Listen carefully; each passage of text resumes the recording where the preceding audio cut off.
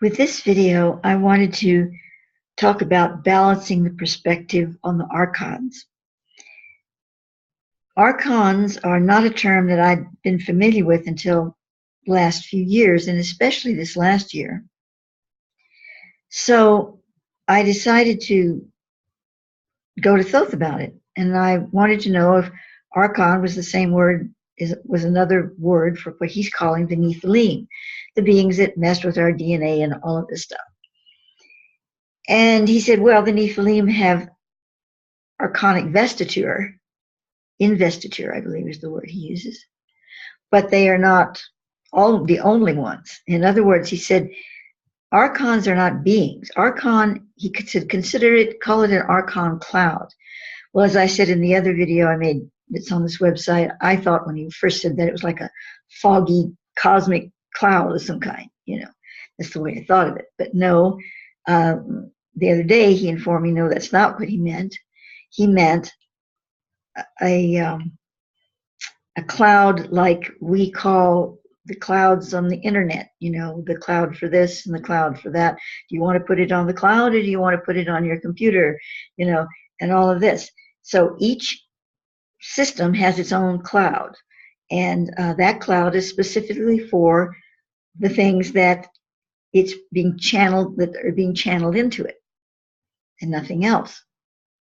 So the Archon cloud is a system that collects these energies that it wishes to collect. There's a certain intelligence field within that cloud, as there would be in a programmed cloud on the internet.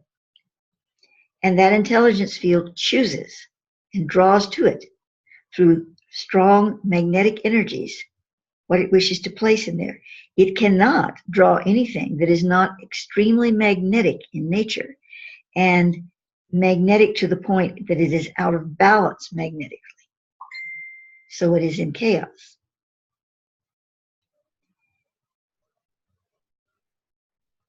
And so the Archon cloud, sorry for the stumble there, the Archon cloud can create empowerment investitures on beings. This creation is not being created from the cloud. I just used the word created, so I'm correcting myself. It is that that individual being has chosen through free will to create through action a highly imbalanced magnetic field. And when it does, it becomes automatically receiving an empowerment investiture from the Archon cloud. It draws it. It draws it into its space. It's like wearing a robe, it puts on that vestment. So the off-world beings that are in non-physical state, that are almost entirely composed of an intelligent magnetism, out of balance. Even they are not Archons, but they are extremely invested with the Archonic empowerment investiture. They are just absolutely lousy with it. It's just seeping through their being. However, that said, there have been beings, so Thoth tells me, that were, the non-physical magnetic beings that were literally seeped with this investiture that have relinquished it. It's rare, but it happens.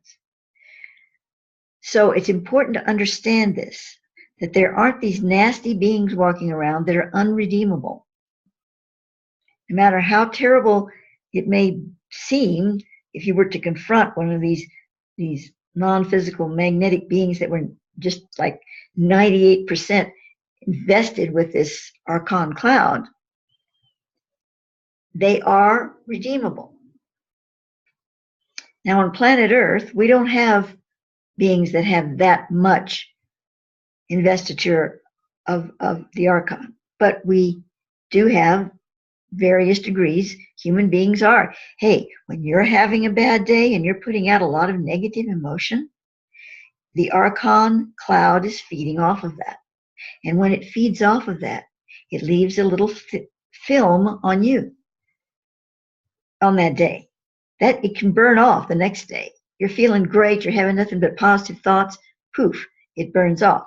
But there's this tiny little bit of residue that stays, just this little tiny bit. And that starts building up if you don't do clearings, and a lot of different ways to do it, even healthy eating, because the body needs to be physically together in order for it to be able to balance its emotions better.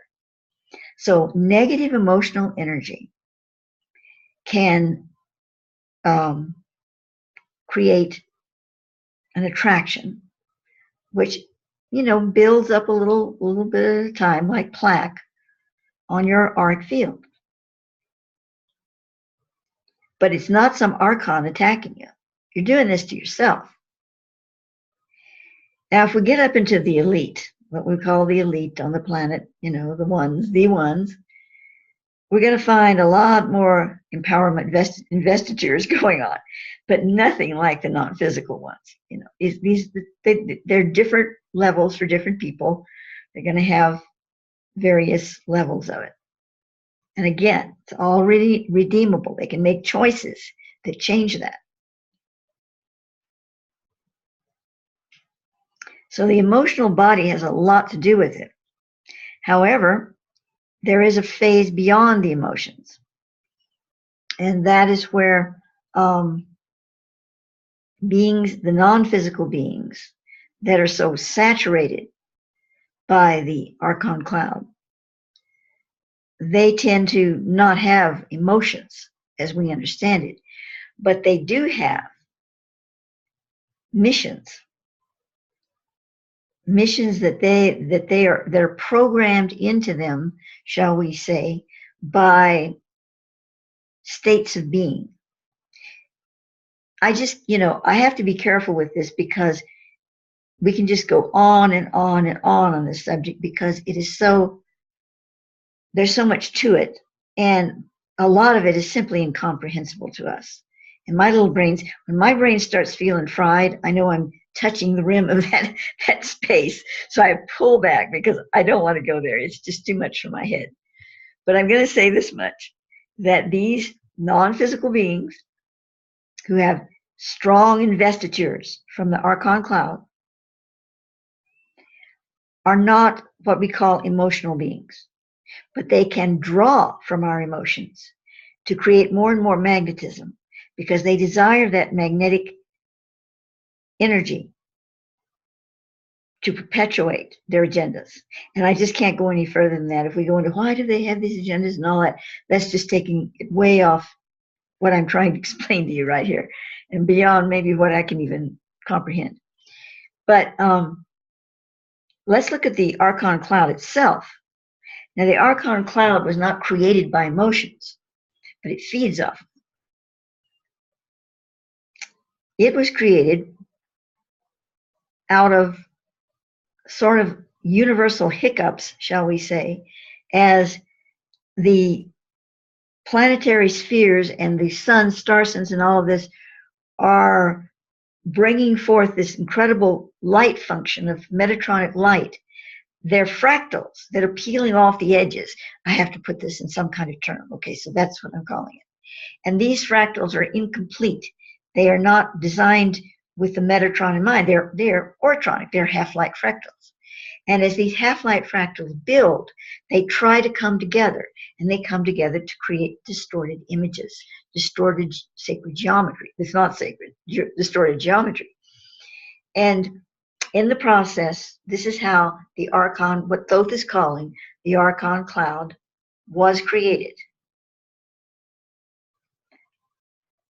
Now, what it really is a dimensional condition or envelope, bubble, I'm not sure. Membrane, maybe? No, membrane wouldn't quite be right. Let's just call it a dimensional condition that is falling in on itself. It's collapsing inward. And as it does that, it is striving to maintain balance so that it can survive, because it has an intelligence factor figured into it. And so it's drawing on more and more magnetic energy wherever it can find it on its level of existence. So it's not going to take force fields away from planets, let's say. On its level of existence, we have the human emotional, mental energy and other things that are similar to that in various ways. That's what it must draw on in order to trying to keep itself from collapsing and becoming non-existent or becoming one little tiny dot, And so it's a function that sustains it for a period of time. Eventually, the Archon cloud will entirely collapse. But when I say eventually, I'm talking about gazillions of years from now. So as we measure time, of course, if we get out of time, then the Archon cloud doesn't exist, does it? So, this is all, we're going into quantum realities there, to try to even think about such things. But where we are right now, and I'm talking about the Archon cloud, that's what I'm talking about. So with what we're doing with Project Silver Lining, we are not confronting archonic energies, the Archon cloud. We're not confronting archonic beings that are beings that have been invested with archonic. We're not doing any of that.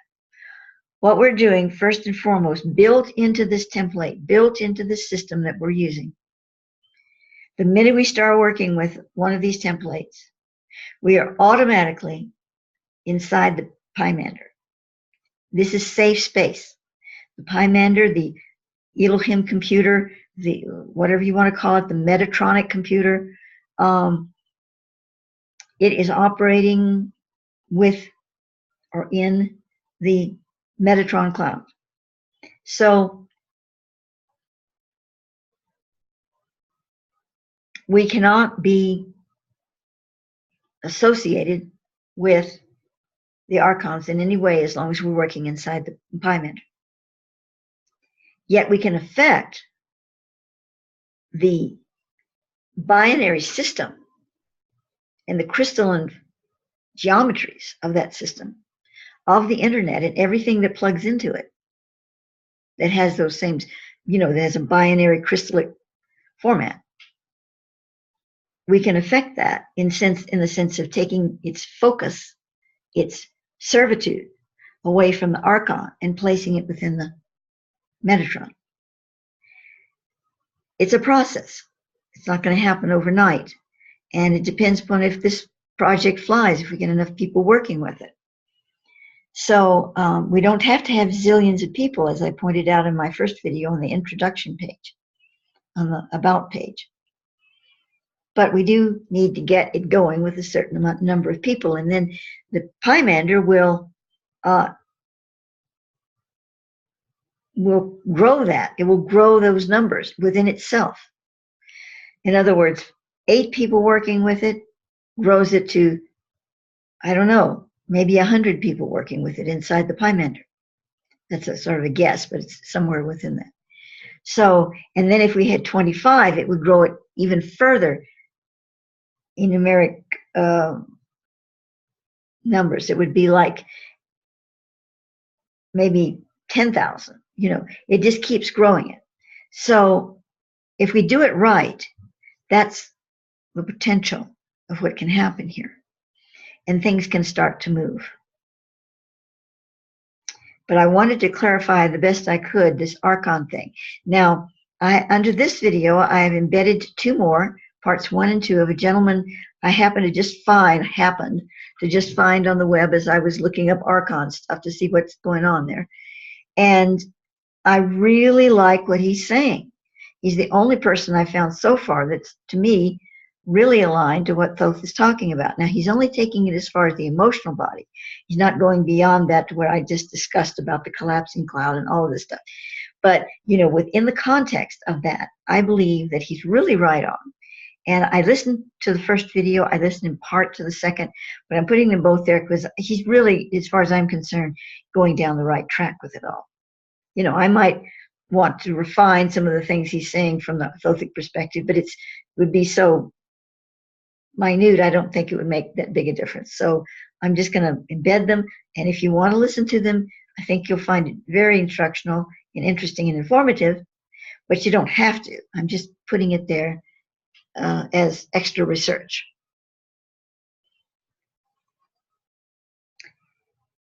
So I believe that is all I want to say here. Now, you know, well, there's one little footnote. Mostly if you look up Archons, you're going to hear that they are creator lords. They created us in the physical. And that's not true. What is true about it is that the Nephilim, who were very archonically invested, did create some, you know, slaves out of some of the Sun Lord genetics and some out of the you know, the Neanderthal genetics and whatever. They worked and they played with it all, and they came up with these human beings that they were controlling for a time, and then that changed, and these human beings mixed with other races of light engendered Metatronic vibrations, and it sort of balanced things out, and this happened and that happened.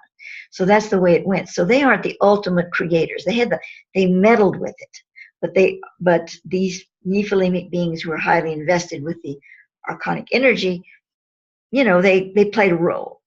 But it was basically, as bad as it seems, is really a very small role, because these things can be changed around rather quickly, and that's a whole other topic. Maybe we'll get into it more with all of this. But for right now, I'm going to end this video, and thank you for listening.